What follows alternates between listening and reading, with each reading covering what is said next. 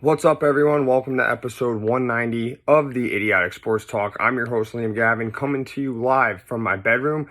And today I'm going to give you all the NFL Week 5 recap. Tons of action, so make sure you listen up. We'll start with last Thursday's game. The Bears take care of the Commanders 40-20. Justin Fields, 284 passing, 4 touchdowns, no interceptions. DJ Moore, 8 catches for 230 and 3 TDs. And the tight end Cole Kmet with a touchdown catch. As for Sam Howell of the Commanders, 388 passing, 2 touchdowns, 1 pick. The tight end Logan Thomas had 9 catches, 77 yards, a touchdown, and a fumble. And Curtis Samuel, 6 catches, 65 yards, and a touchdown. So the Bears, they get their first win of the season in dominant fashion. They are now 1-4 on the year, and they got their first win since last October. The Bears had 460 total yards of offense. The ground game went off for 178, and the Bears offense didn't turn the ball over either. That's a key part. They always turn the ball over, and this time they avoided it. The Bears defense, 5 sacks, 1 pick, 1 fumble, and they shut down the Commanders' run game. That's pretty solid. It did get a little scary, though. The Bears had a 27-3 lead at halftime, and then all of a sudden the Commanders make it to 30-20. Like, they cut it to 10, and it's like, oh boy. In the fourth quarter, Bears just choked like that last week, and I'm sure Bears fans were nervous, but luckily Justin Fields and DJ Moore didn't allow the comeback this time. Justin Fields has back-to-back weeks with 4 touchdowns, and as for the Commanders, they fell behind the 8 ball quickly. They had a little run, but it just wasn't enough in the end. They had 417 yards of offense, but they couldn't run the ball, only 29 rushing yards. They were outrushed 178-29. They had 2 turnovers as well. And the defense couldn't stop a nosebleed or force a turnover, and they are now 2-3. So let's go to the Sunday games. We'll start with the first one in London. The Jaguars beat the Bills 25-20. Trevor Lawrence, 315 passing, a touchdown, no interceptions, and 2 fumbles. Travis Etienne, 136 rushing and 2 touchdowns. Calvin Ridley, 7 catches for 122. As for Josh Allen of the Bills, 359 passing, 2 touchdowns, 1 pick, and a rushing touchdown. Stephon Diggs, 8 catches for 121, a touchdown, and a fumble. And Gabe Davis, 6 catches for 100 yards and a touchdown. So the Jags get the win in London, back-to-back weeks in London, and they are now 3-2. The Jags stayed in London after last week's game against the Falcons, but the Bills had to travel. And I think the Jaguars were more prepared for the time zone and whatnot. Their bodies got used to being out there, while the Bills, they weren't accustomed to it. Their total offensive yards was 511. They ran the ball extremely well for 196. They also had 29 first downs and were 10 of 18 on third down. Trevor Lawrence had 2 fumbles in the second half. That could have changed the game, but luckily the fumbles didn't lead to any points for the Bills. The Jags defense, they didn't have a sack, but what they did do was they caused a pick, a fumble, and they shut down the Bills' lethal run game. The Bills' offense had 388 yards, but they only ran the ball for 29 yards, which is the lowest they've had since 2014. They got outrushed by the Jags, 196-29. Bills' defense, 5 sacks, 2 fumbles, but they couldn't stop the run. They go to 3-2 on the season, and, did the travel play a part of it? Probably, but another key thing was they had 11 penalties for 109 yards. Can't win a game that way. And what's crazy about the first 3 quarters of this game, both teams were combined for 18 points. And then in the fourth quarter, both teams combined for 27 points. So a lot of action in that fourth quarter. Next game, Saints beat the Patriots 34-0. Derek Carr, 183 passing, 2 touchdowns, no picks. Alvin Kamara, 80 rushing yards and a touchdown. Chris Olave with a touchdown catch. As for Mac Jones, 110 passing, no touchdowns, 2 picks, 1 fumble. He was benched for the second week in a row. Kendrick Bourne, 2 catches for 43 yards. So the Saints pitch a shutout on the road in Foxborough to go to 3-2. Their offense with 319 yards and no turnovers. The run game had 136 yards. Their defense, 2 sacks, 1 fumble, 2 picks. 1 was a pick 6. They didn't give up a single point. They didn't give up 200-plus yards. And Mac Jones and the Patriots offense was just horrible with just 177 total yards. The run game with just 45 yards. They also had 3 turnovers. No touchdowns, no points. They were 1 for 14 on third down. Just super ugly. And this is back-to-back weeks that Mac Jones has had 3 turnovers, and 4 interceptions. He's had, yeah, I messed that one up. But yeah, he's had 6 total turnovers. He had 4 picks and then 2 fumbles. And then he had a fumble. One of the fumbles went for 6, and then 2 of the picks went for 6. And he was benched for Bailey Zappi again. The Patriots defense had 2 sacks, but they couldn't force a turnover. They allowed more than 300 yards.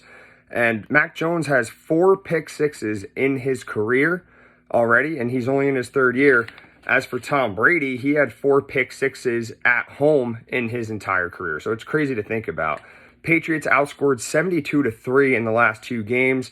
Their offense is putting up 1.5 points per game in those 2 games, and they're giving up 36 points per game. The Patriots are now 1-4, and it just seems like their season's crumbling. Next, the Colts beat the Titans 23-16. The rookie Anthony Richardson had 98 yards, but he left with a shoulder injury, so in comes Gardner Minshew to throw for 155, no touchdowns, no picks. Zach Moss, 165 rushing and 2 scores. And the rookie Josh Downs, 6 catches for 97 yards. As for Ryan Tannehill, 264 passing, no touchdowns, and 1 interception. DeAndre Hopkins, 8 catches for 140. And the rookie Tajay Spears had a rushing touchdown on the day. So the Colts get a solid win against their division rival. They move to 3-2. Their offense had 446 yards, no turnovers. The run game went off, 193 yards. Jonathan Taylor just got paid by the Colts, but it was the Zach Moss show as he had himself a day. The rookie quarterback, Anthony Richardson, was hurt again with a shoulder injury. His 2nd injury in his young career. Very scary to see that. You don't want him to have an early career. Their defense. A sack, an interception that sealed the game. They shut down Derrick Henry in the Titans' run game. The Titans' offense had 353 yards, but 89 rushing yards. They had to settle for field goals instead of touchdowns. And as for their defense, they had a sack, but they couldn't force a turnover. They also gave up 400-plus yards and couldn't stop the run, which Titans are pretty good at stopping the run. But in this game, they were bad. Titans go to 2-3. Next, the Steelers beat the Ravens 17-10. Kenny Pickett, 224 passing, a touchdown, no picks. George Pickens, 6 catches for 130 and a touchdown. As for Lamar Jackson, 236 passing, no touchdowns, an interception and a fumble. And Justice Hill had a rushing touchdown along with a fumble. So the Steelers dropped 14 points in the 4th quarter to get a comeback win as they beat their divisional rivals, and they go to 3-2. The Steelers' offense with 311 yards. Their run game had 87 yards. They struggled for 3.5 quarters, but, they stepped up when it really mattered down the stretch, made the best of their opportunities that the defense gave them. And Kenny Pickett didn't necessarily light up the stat sheet, but he played turnover-free football. He had a beautiful touchdown pass that was the go-ahead score for the lead in the final minute and 20 seconds in the 4th quarter. And their special teams and their defense set the tone for this comeback. The Ravens had a 10-3 lead with a little over 11 minutes to go. Pittsburgh special teams blocks a punt that goes out of bounds in the end zone. That's a safety. Pittsburgh was now only down 10-5. Pittsburgh would get a possession from that safety, which led to a field goal. And now they're only down 2 points as the score was 10-8. Ravens led with 7 minutes to go. Ravens special teams would make a play though. They would cause the Pittsburgh punt returner, Gunnar Olszewski, to fumble with 5.5 minutes left, but the Pittsburgh defense saves the day as the rookie corner, Joey Porter Jr., got an interception on 4th and goal in the end zone with 4 minutes to go. That interception led to the go-ahead touchdown for the Steelers in a 14-10 lead. And should have the Ravens kicked a field goal and gone up 13-8 instead? I don't know. I guess analytics told them different. The Ravens get a shot to take a lead until TJ Watt gets a strip sack. This set up a field goal for the Steelers and a 17-10 lead with just 50 seconds left. The Ravens get one more chance to tie, but Lamar sacked on 4th and 7 to end the game. Steelers defense, 4 sacks, 2 fumbles. One was in the clutch final minute. They had 2 4th down stops. One was the pick that I mentioned earlier. And one was this. They had a sack that ended the game. They only allowed 10 points as well. The Ravens offense, 361 total yards, 125 rushing, but they had 3 costly turnovers. They had over 100 yards rushing in the first half, but abandoned the run in the second half. The stat sheet will show that Lamar had a bad game, but it wasn't all on him. His wide receivers had 8 drops. 3 of them would have been touchdowns. Ravens defense had 2 sacks, but no turnovers. And this was just a classic smash mouth AFC North Steelers versus Ravens football game. Ravens go to 3-2. Next, the Lions beat the Panthers 42-24. Jared Goff, 236 passing, 3 touchdowns, no interceptions, and a rushing touchdown. David Montgomery, 109 rushing and a touchdown. Josh Reynolds, 4 catches, 76 yards and a touchdown. And the rookie tight end, Sam Laporta, 2 touchdown catches on the afternoon. As for the rookie Bryce Young, 247 passing, 3 touchdowns, 2 picks. Adam Thielen had 11 catches for 107 and a score. And DJ Chark had a touchdown catch. So the Lions coast to a 4-1 record. They controlled this game from start to finish. Even without Amon-Ra St. Brown and the rookie Jahmyr Gibbs, they didn't miss a beat. They had 395 total yards, 6 total touchdowns, no turnovers. Their run game with 159 yards and 3 touchdowns.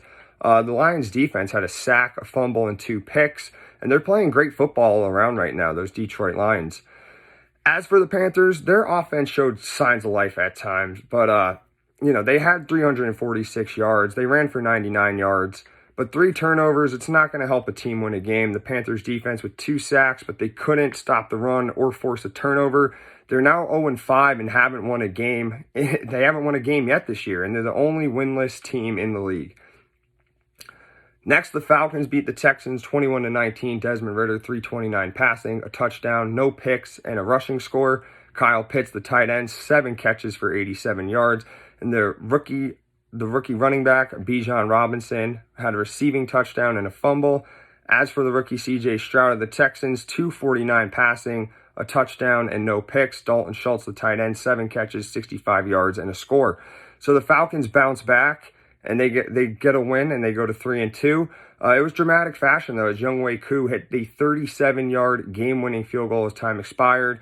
Atlanta had 447 total yards. They had a decent run game with 96 yards, but the main story was Desmond Ridder had a great game. He had 339 total yards and 2 total touchdowns, didn't turn the ball over, and just way to bounce back. He had a rough past couple weeks.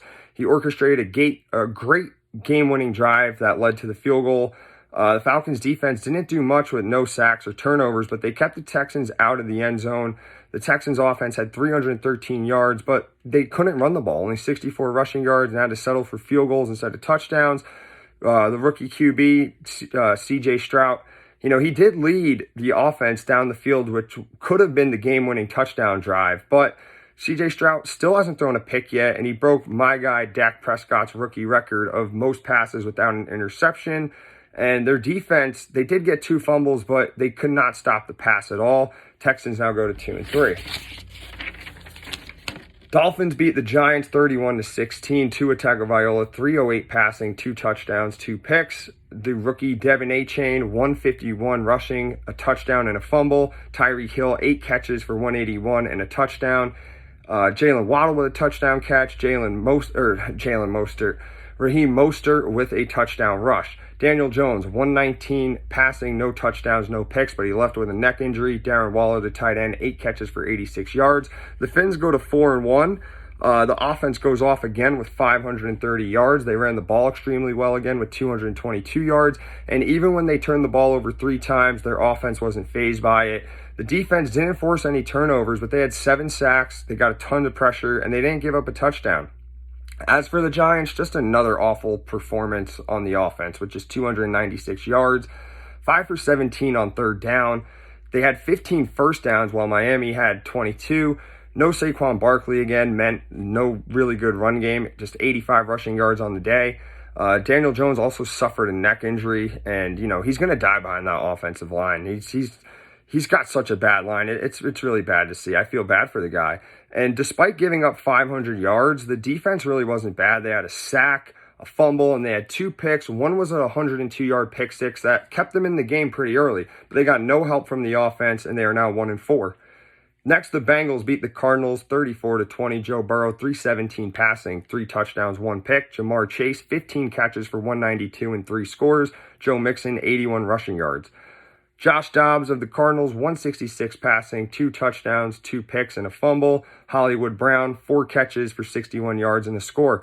So the Bengals got a much-needed win to go to 2-3, and this was the game where we saw the vintage Joe Burrow Jamar Chase and Bengals offense that we've been waiting to see. The offense had 410 yards, and the run game finally showed up with 93 yards. Joe Burrow looked healthy out there finally, and after Chase last week said, "I'm always effing open," he proved it. He proved it in this game as he set a Bengals record for receptions in a single game. Their defense had 3 sacks, a fumble, and 2 picks. One was a pick six, and the Cardinals hung in there for a bit until that fourth quarter. Josh Dobbs threw his first interception of the season, and it was a pick six. They were up 14-10, and then once that defense scored, once the Bengals defense scored, it kind of swung momentum, in my opinion. The Cards offense had 308 yards. They ran very well for 142, but 3 turnovers was their downfall by Dobbs. The Cardinals had 3 sacks, 1 interception, but nobody on that defense could guard Jamar Chase. They fall to 1-4. Next, the Eagles beat the Rams 23-14. Jalen Hurts, 303 passing, a touchdown, 1 pick, 72 rushing yards, and a rushing score. A.J. Brown, 6 catches for 127. Tight end Dallas Goedert, 8 catches, 117, and a touchdown. As for Matt Stafford, 221 passing, 2 touchdowns, and no picks. Cooper Kupp, 8 catches for 118, and the rookie Puka Nacua had 7 catches for 71 yards and a touchdown. So the Eagles stay perfect at 5-0. Their offense had 462 yards. The run game had 159. Turning point of the game was the Rams score in the final minute of the first half to take a 14-10 lead. But with 30 seconds left, Hurts hits A.J. Brown for a big play. He gets horse-collared, which adds on another 15 yards. And then there's 7 seconds to go in the first half.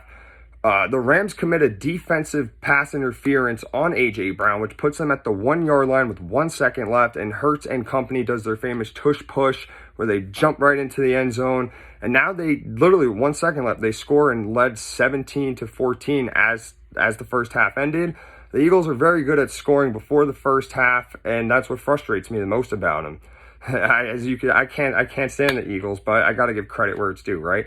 The Eagles defense had no turnovers, but they had 4 sacks. They shut down the run game. They didn't give up 300 yards. They didn't allow a point in the second half. The kicker, Jake Elliott, is the real MVP. He was 3 for 3 for field goals. He accounted for 11 of their points, and he's been money this season. As for the Rams, their offense, 276 yards, but they couldn't run the ball, only 54 rushing yards. On the bright side, Cooper Kupp looked great in his first game back of the season.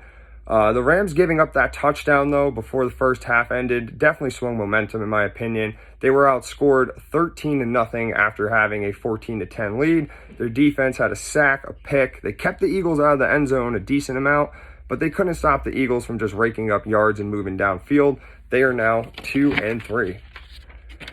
Next, the Jets beat the Broncos 31-21. Zach Wilson, 199 passing, no touchdowns, 1 pick. Breece Hall, 177 rushing yards and a touchdown. Russell Wilson of the Broncos, 196, 2 touchdowns, no interceptions and a fumble. And the rookie running back, Jaleel McLaughlin, with a receiving touchdown. So the Jets win at Mile High Stadium and are 2-3 on the year. And this game was a lot more entertaining than a lot of us expected, with a lot of back and forth action. First quarter, the Broncos muff a punt. The Jets take a 3-0 lead with a field goal, and then the Broncos respond with a touchdown to jump ahead. The Jets get a safety, and the first quarter comes to an end with the Broncos leading 7-5. Second quarter starts, Broncos get a field goal, and they lead 10-5.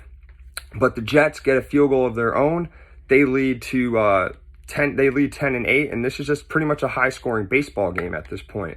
With a minute 50 left in the second quarter, the Broncos get another field goal and lead 13-8. The Jets would go downfield with no timeouts, but they couldn't. Their tight end, C.J. Uzomah, was tackled in bounds with just 10 seconds left, and they didn't have enough time to spike the ball and kick a field goal.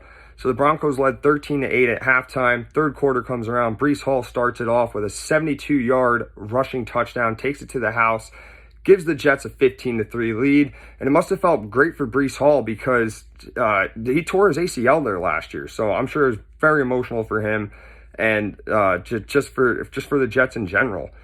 And then the Jets get another possession. They get a field goal. They're up 18-3 or 18-13 in the middle of the third quarter. Their rookie punt returner, though, fumbles the fair catch, gave the ball to the Broncos, but the Broncos gave it right back with a fumble on a trick play, which the Jets capitalize. They get a field goal out of that, and now they're leading 21-13. Fourth quarter starts. Jets hit a 50-yard field goal. They jump up 24-13 halfway through the fourth. The Broncos get a touchdown, two-point conversion as well. Now it's only 24-21 Jets with 4:45 to go. Next Jets drive. Zach Wilson is picked deep in Broncos territory with 2 minutes left. But with 30 seconds remaining, Russell Wilson fumbles the ball. The Jets defense scoops it and takes it to the house to seal the game. So it's definitely a very, very entertaining game. Jets offense, 443 yards. The run game snapped for 234. Their defense had 4 sacks, a safety, and a fumble 6 to seal the game. And most importantly, the Jets got the win for their offensive coordinator, Nathaniel Hackett, who was the Denver coach last year. He didn't do a great job. And over the summer, Denver's new coach, Sean Payton, he called out Hackett and pretty much said he was trash. And it must have felt good for Hackett and the Jets to get their revenge. As for the Broncos, their offense had 335 yards, 139 rushing yards, but they had 3 fumbles in the game, which costed them big. Their defense had 4 sacks, a pick, and defended the pass well, but they got shredded by the run. Broncos fall to 1-4. Next, the Chiefs beat the Vikings 27-20. Mahomes, 281 passing, 2 touchdowns, no picks. Travis Kelce, 10 catches, 67 yards, and a touchdown. And Isaiah Pacheco with a rushing score. Kirk Cousins, 284 passing, 2 touchdowns, no picks. The rookie Jordan Addison, 6 catches, 64 yards, and a touchdown. And running back Alexander Mattison with a receiving touchdown. So the Chiefs win their 4th straight game, and they move to 4-1 on the season in a close affair. Their offense had 348 yards, but they struggled to run the ball with just 67 yards. The Chiefs' defense had 3 sacks and a fumble on the first play of the game, which led to a touchdown a few plays later.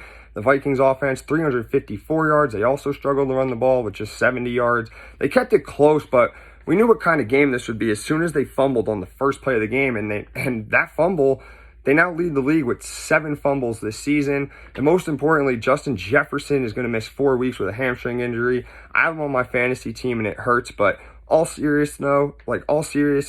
seriousness though, he better. I hope he gets better because he's one of the most fun wide receivers to watch in this league. And it's a shame. It's a shame that injuries have to happen. Vikings defense had 2 sacks, but they couldn't force a turnover, and they dropped to 1-4 on the season. Next, the Niners beat my Cowboys 42-10. They absolutely embarrassed them with a 32-point win victory. They remain undefeated at 5-0 and are easily the best team in the NFL right now. George Kittle, 3 catches for 67 yards and 3 touchdowns. Brock Purdy, 252 passing, 4 scores, no picks. Christian McCaffrey had a rushing touchdown, a fumble. Dak Prescott, 153 passing, 1 touchdown, 3 interceptions. Kevontae Turpin with a touchdown catch. So the Niners offense had their way all game with 423 yards. They ran for 170 and had 6 total touchdowns. They set the tone right away with a touchdown drive to start the game. They had 25 first downs while the Cowboys only had 8. They had 37 minutes of time of possession while the Cowboys had 23. And their offense just got great field position, too, quite a few times because of the Dallas miscues. And let's not forget about the Niners' defense with 4 sacks, a fumble, 3 picks, only gave up 10 points, held Dallas under 220 yards. And speaking of Dallas's offense, it was just absolutely terrible. 218 total yards, 57 rushing yards, 4 turnovers. And the defense, also trash. I mean, they got 1 sack and a fumble, but besides that, they got absolutely carved up. Couldn't get pressure, couldn't stop the run, couldn't stop the pass. I mean, in their defense, they had a short field a lot because of the offense turning the ball over and due to them punting all the time and going 3 and out. But even when they didn't have a short field, they still got gashed. And the play that got me the most mad was when they were down 21-7 in the third quarter. It's 4th and 3 on the Niners 30. They kick a field goal. It's like, go for it at this point. You got to fight fire with fire because there's no way you could afford to kick 3 right there. Like, you know what kind of game this is. And they just seems like they gave up. It seems like the whole team quit. And it's like, it's just sad because the Niners own us. It's plain and simple. Until we beat them, they own us. And this was the worst Cowboys loss since 2015. But, whether you lose by 100 or lose by 1, a loss is still a loss, and they need to move on, regroup, and get ready for next game. Cowboys are 3-2 on the season. The final game, the Monday game, Raiders beat the Packers 17-13. Jimmy G, 208 passing, a touchdown and a pick. Josh Jacobs, 69 rushing yards and a touchdown. Jacoby Myers, 7 catches, 75 yards and a touchdown. Jordan Love, 182 passing, no touchdowns, 3 picks. A.J. Dillon, 76 rushing yards and a score. And Christian Watson, 3 catches for 91 yards. So the Raiders get the win on Monday night to go to 2-3. It wasn't pretty, but they got the job done. Their offense with 304 yards total and 96 rushing yards. The defense had a day, 2 sacks, 3 interceptions, held Green Bay under 300 yards, and the Raiders get their first win versus the Packers since 1987. They previously lost 8 straight games to them, and the Packers offense, especially Jordan Love, was very bad. 292 total yards. They ran well for 110, but they couldn't throw the ball to save their life as Jordan Love was picked 3 times. The Packers defense got 4 sacks and an interception, but they were on the field a lot. And, I forgot to mention the play of the game, though. When it was tied 10-10 in the third quarter, the rookie, he's not a rookie anymore, he's in his second year. The Packers wide receiver, Christian Watson, catches a bomb. He's about to score when the Raiders corner, Marcus Peters, grabs him by his collar, yanks him to the ground at the 6-yard line, saving a touchdown. The penalty was called for the horse collar, gives them half the distance to the goal, sets them up from the 6 to the 3. But the Packers couldn't get in the end zone. They had to settle for a field goal to go up 13-10. And a horse collar is a dirty play, in my opinion, but it was a smart play by Peters to avoid giving up an easy touchdown. And if Watson scores there, who knows what kind of result this game would bring us. Packers go to 2-3. So that's it for the Week 5 recap. I hope you all enjoyed. Remember to do 2 things for me: to subscribe to this YouTube channel and to follow me on my Instagram account. Thank you all so much and have a wonderful day.